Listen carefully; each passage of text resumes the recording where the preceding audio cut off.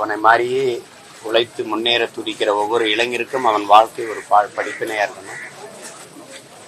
செல்வத்திலே மிக முதன்மையான செல்வம் உடல் நலன்தான். எங்களுடைய ஐயா சைதை துரைசாமி என்னை சந்திக்கும் போதெல்லாம் அறிவுறுத்துறது, உடல் நலமில்லாத கல்வி, உடல் நலமில்லாத செல்வம், உடல் நலமில்லாத புகழ் பயனற்றதுங்கிறது. பாரதி, பட்டுக்கோட்டை, எவ்வளவு பெரிய அறிஞர்கள்லாம் நம்மளோட இளம் வயதிலேயே விட்டு போயிட்டாங்க. அவங்கெல்லாம் இன்னும் கொஞ்ச நாள் இருந்திருந்தால் எவ்வளவு பெரிய படைப்புகள் நம்ம கிடைச்சிருக்குங்கிற ஏக்கம். அந்த மாதிரி உடல் நலம் பேணணுங்கிறத எல்லா பிள்ளைகளும் கொஞ்சம் கவனத்தில் எடுத்துக்கணும்.